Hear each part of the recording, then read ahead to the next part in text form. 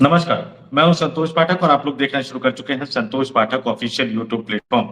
क्या राहुल गांधी के करीबी नेता को अब जेल जाना पड़ सकता है? क्या कांग्रेस पार्टी के पूर्व राष्ट्रीय अध्यक्ष और लोकसभा में विपक्ष के नेता राहुल गांधी के सुर में सुर मिलाकर नरेंद्र मोदी, मोदी सरकार, मोदी के मंत्रियों, मोदी के मुख्यमंत्रियों को घेरने वाले कांग्रेस पार्टी के बड़े नेता, दिग्गज नेता को जेल जाना पड़ सकता है? और अगर राहुल गांधी के वो करीबी नेता जेल गए तो इससे कांग्रेस पार्टी की राजनीति पर क्या असर पड़ेगा और कांग्रेस पार्टी की अंदरूनी राजनीति पर जो असर पड़ेगा उसका असर निश्चित तौर पर इस देश की राजनीति पर पड़ता हुआ नजर आएगा। और इस बीच एक राज्य के वर्तमान मुख्यमंत्री ने चुनाव खत्म हो जाने के बाद अपनी ही पुलिस पर बड़ा सवाल उठाते हुए कह दिया है कि अगर हम फिर से सत्ता में आए तो सबसे पहले मैं कमिश्नर को हटाऊंगा। ये पूरी कहानी भारतीय राजनीति की अपने आप में एक विचित्र दशा और दिशा को बताता हुआ नजर आता है। हम बात आज न्यायपालिका की भी करेंगे, हाई कोर्ट और सुप्रीम कोर्ट की भी करेंगे, राहुल गांधी और कांग्रेस पार्टी की भी करेंगे। कांग्रेस पार्टी के अंदर जो एक अलग तरह का घमासान मचा हुआ है, आज हम बात उसकी भी करेंगे।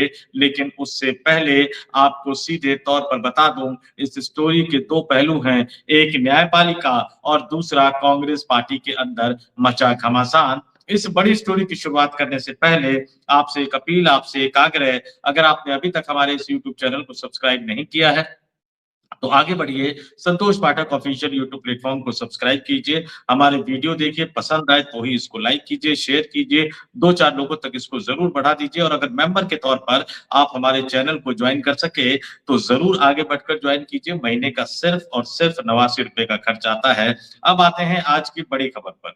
महिला आरक्षण और परिसीमन को लेकर घमासान मचा हुआ है। इस बीच देश की सुप्रीम अदालत से एक बड़ी खबर आई। कांग्रेस पार्टी के दिग्गज नेता, कांग्रेस पार्टी के सर्वे सर्वा राहुल गांधी के करीबी पवन खेड़ा को लेकर, पवन खेड़ा को सुप्रीम कोर्ट ने एक बड़ा करारा झटका दे दिया है। तेलंगाना हाई कोर्ट ने जो उनको अग्रिम कोर्ट ने स्टे लगा दिया है और अब असम की पुलिस चाहे तो उनको गिरफ्तार कर सकती है। लेकिन इस बीच असम के वर्तमान मुख्यमंत्री हेमंता बिस्व शर्मा का भी एक गजब बयान आ गया है और वो सीधे सीधे अपनी ही पुलिस पर कई तरह के गंभीर आरोप लगा रहे हैं। तो शुरुआत मैं सुप्रीम कोर्ट से करूंगा, उसके बाद हम कांग्रेस पार्टी पर भी आएंगे।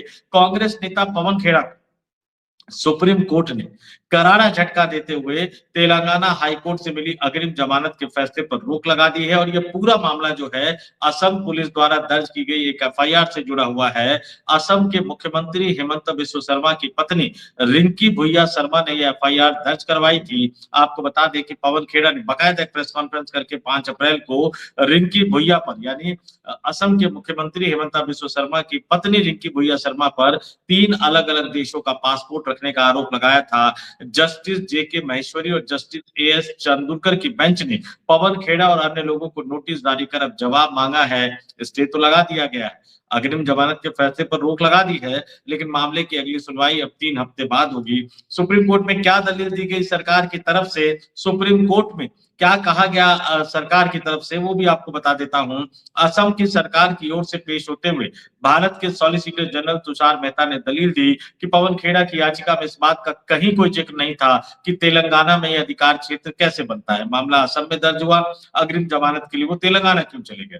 तुषार मेहता ने यह भी कहा कि तेलंगाना का हाई कोर्ट इस तथ्य को नजरअंदाज कर गया कि इनमें से एक अपराध के लिए अधिकतम 10 साल की सजा का प्रावधान है। और इतना ही नहीं, सुप्रीम कोर्ट में सुनवाई के दौरान पवन खेड़ा की तरफ से पेश किए गए नोट में बताया गया था कि उनकी पत्नी हैदराबाद में रहती है, लेकिन सॉलिसिटर जनरल ने इसके खिलाफ दलील दी कि उनकी पत्नी के आधार कार्ड में उन्हें दिल्ली का निवासी दिखाया गया है। सॉलिसिटर जनरल ने कहा कि अगर ऐसा है तो फिर कोई भी व्यक्ति पूरे देश में कहीं भी प्रॉपर्टी खरीद सकता है और अपनी पसंद की जगह से अग्रिम जमानत मांग सकता है। उन्होंने कहा कि यह फोरम शॉपिंग है। उन्होंने आगे कहा कि सुप्रीम कोर्ट ने प्रिया इंदौरिया मामले में अपने फैसले में ऐसी हरकतों को गलत ठहराया था। सॉलिसिटर जनरल ने साफ तौर पर असम के सरकार की तरफ से पक्ष रखते हुए कहा कि यह न्यायिक प्रक्रिया का पूरी तरह से दुरुपयोग है। उन्होंने यह नहीं बताया कि वो असम क्यों नहीं जा सकती, यानी पवन खेड़ा के बारे में। सॉलिसिटर जनरल ने कहा कि याचिका में उन्होंने यह भी नहीं कहा कि उनकी पत्नी की हैदराबाद में कोई संपत्ति है। वहीं सुप्रीम कोर्ट ने कहा कि हम तेलंगाना हाई कोर्ट के आदेश से परेशान हैं। सुप्रीम कोर्ट के जज की ये टिप्पणी अपने आप में बड़ी तल्ख और तीखी है, क्योंकि वो कह रहे हैं कि वो तेलंगाना हाई कोर्ट के आदेश से हैरान है। सुप्रीम कोर्ट ने कहा कि पवन खेड़ा ने अग्रिम जमानत की अवधि बढ़ाने के लिए अर्जी दायर की दाखिल की है और हाई कोर्ट आपको बता दें कि हाई कोर्ट ने 10 अप्रैल को तेलंगाना की हाई कोर्ट ने 10 अप्रैल को पवन खेड़ा को कुछ शर्तों के साथ 1 सप्ताह की अग्रिम जमानत दी थी। पवन खेड़ा के खिलाफ ये case Guwahati crime branch police station में दर्ज एफआईआर से जुड़ा है। यह एफआईआर पवन खेड़ा की 5 अप्रैल की प्रेस कॉन्फ्रेंस जिसका मैंने जिक्र किया उस पर उसमें जो आरोप उन्होंने लगाए थे उसके आधार पर उसके खिलाफ दर्ज की गई थी। पवन खेड़ा ने प्रेस कॉन्फ्रेंस में दावा किया था कि सीएम हेमंता बिस्वा शर्मा की पत्नी रिंकी भुइया शर्मा के पास कई पासपोर्ट है तथा विदेशों में भी उनकी प्रॉपर्टी है और सीएम हेमंता ने चुनावी हलफनामे में इन तथ्यों की जानकारी नहीं दी है जिनके खिलाफ ये एफआईआर दर्ज करवाया गया था। उनके इन बयानों और आरोपों के खिलाफ उनको गलत बताते हुए और उसके बाद वो किस तरह से असम से निकलकर दिल्ली आए, तेलंगाना की अदालत में गए, अग्रिम जमानत ली और उस समय जब ये पवन खेड़ा ने प्रेस कॉन्फ्रेंस की थी उसके बाद हेमंता बिस्वा शर्मा किस तरह की शब्दों में पवन खेड़ा के बारे में बोलते हुए नजर आए, लल्लन टॉप के साथ कैसे असम के मुख्यमंत्री की बहस हुई, ये तमाम चीजें तो आपने देखी होगी, सुनी होगी, पढ़ा होगा, सोशल मीडिया पर जबरदस्त ये वायरल हो गया था। लेकिन अब असम के वही मुख्यमंत्री हेमंता बिस्वा शर्मा अपनी ही पुलिस पर आरोप लगा रहे हैं कि उनकी पुलिस ने पवन खेड़ा को गुवाहाटी से भागने दिया। एक टीवी चैनल से बात करते हुए असम के मुख्यमंत्री हेमंता बिस्वा शर्मा ने कहा कि 4 मई को उनकी सरकार आती है, अगर शब्द लगाया कि अगर 4 मई को उनकी सरकार आती है तो फिर 5 मई को वो सबसे पहले कमिश्नर को हटा देंगे, कमिश्नर को फायर कर देंगे, मतलब कमिश्नर को विदा कर देंगे। यानी अपनी ही पुलिस पर वो कई तरह के गंभीर आरोप लगा रहे हैं। लेकिन ये तो वही न्यायिक प्रक्रिया, पवन खेड़ा को जाहिर सी बात है कि अब असम की कोर्ट में जाना पड़ेगा। लेकिन इससे अलग हटकर कांग्रेस पार्टी के अंदर क्या कुछ चल रहा है इसको समझना और जानना बहुत जरूरी है। कांग्रेस पार्टी के अंदर राहुल गांधी के करीबी नेताओं के अच्छे दिन आ ही नहीं पा रहे, बल्कि मैं यूँ कहूँ कि उनके बुरे दिन समाप्त होने का नाम ही नहीं ले रहे हैं। आप पिछले कुछ वर्षों से देखिए, जितने भी नेता राहुल गांधी के करीबी थे, उन सबको एक-एक करके कांग्रेस पार्टी छोड़कर जाना पड़ा। इतना ही नहीं, राहुल गांधी के लगातार आक्रामक रवैया अपनाने के बावजूद, राहुल गांधी के अग्रेसिव होकर लगातार बयान देने के बावजूद, कांग्रेस को लगातार प्रोत्साहित करने के बावजूद, कांग्रेस पार्टी में नेताओं का एक बड़ा वर्ग है जो नरेंद्र मोदी पर तीखे हमले नहीं करता, नरेंद्र मोदी के कारोबारी मित्र अरबपति कारोबारी धन्ना सेठ गौतम अडानी पर तीखे हमले नहीं करता।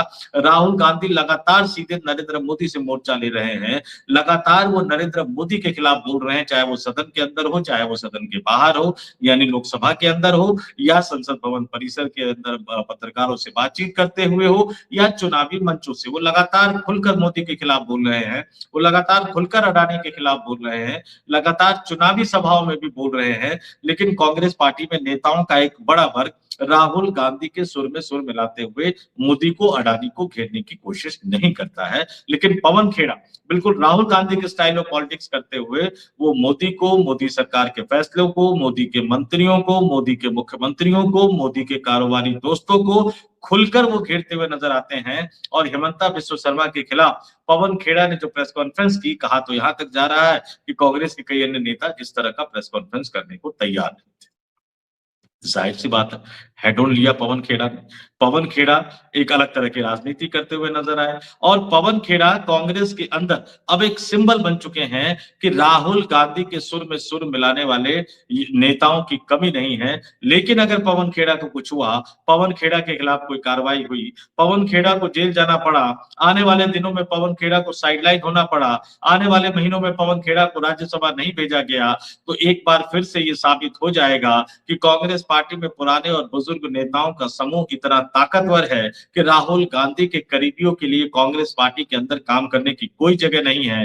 राहुल गांधी के स्टाइल की राजनीति करके आप कांग्रेस पार्टी में लंबे समय तक राजनीति नहीं कर सकते। अगर राहुल गांधी के आप करीबी होंगे तो आपको आज नहीं तो कल कांग्रेस पार्टी में अलग थलग होना पड़ेगा।